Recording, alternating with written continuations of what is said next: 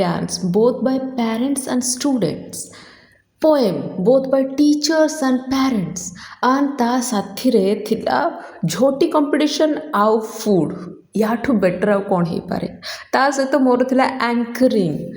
What ଅ beautiful and memorable day it was. ଆମେ celebrate କରିଥିଲୁ women's day.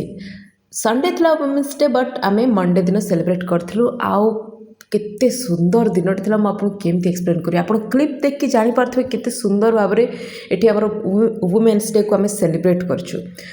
Not only children but parents ମାନେ ବି ଆସିକି ତାଙ୍କ ଆଡ଼ୁ ସେ ଡ୍ୟାନ୍ସ ପରଫର୍ମାନ୍ସ ବି ଦେଲେ, ତା ସହିତ ପୋଏମ୍ ବି କହିଲେ, ତା ସହିତ ଆପଣ ଦେଖିପାରୁଥିବେ ଝୋଟି ଆଉ ଫୁଡ଼୍ ଷ୍ଟଲ୍।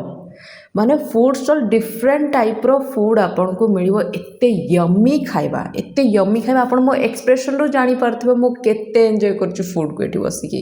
ମାନେ ମୁଁ ବିଶ୍ୱାସ କରନ୍ତୁ ପୁରା ବୁଲି ବୁଲି ଷ୍ଟଲ୍ରେ ସବୁ ଫୁଡ଼୍କୁ ଆଣି ଆଣି ଖାଇ ବସିଛି। ଏତେ ସବୁ ସେ ମଦର ମାନେ ଏତେ ଟେଷ୍ଟି ଖାଇବା ବନେଇଥିଲେ, ଏତେ ସୁନ୍ଦର ଡ୍ରିଙ୍କ୍। ମାନେ ମୋ ଦିନଟା ତ ବହୁତ ହି ସୁନ୍ଦର ଗଲା, ବହୁତ ହି ସୁନ୍ଦର। ମାନେ ଆପଣ ଜଷ୍ଟ ଭାବନ୍ତୁ ଆମେ ୱୁମେନ୍ ମାନେ କେତେ ଟ୍ୟାଲେଣ୍ଟେଡ଼୍।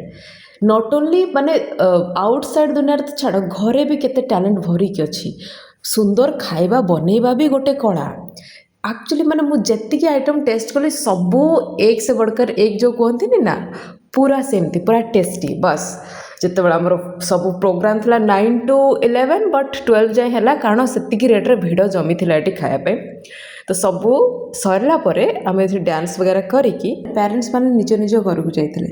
ଆଉ ତାପରେ ଆମ ମେଲ୍ ଯେଉଁ କଲିଗ୍ ମାନେ ଆମ ପାଇଁ ସରପ୍ରାଇଜ୍ ଲଞ୍ଚର ପ୍ଲାନ୍ କରିଥିଲେ। ତ ଲଞ୍ଚ ଖାଇସାରିଲା ପରେ ଆଇସ୍କ୍ରିମ୍ ଖାଇସାରିଲା ପରେ ଆମ ଟିଚର୍ ମାନେ ଯେଉଁ ତିଆରି କରିଥିଲେ ସେଲ୍ଫି ପଏଣ୍ଟ, ସେଠି ଫଟୋ ନେଇକି ମୁଁ ମୋ ରୁମ୍କୁ ଯାଇଥିଲି।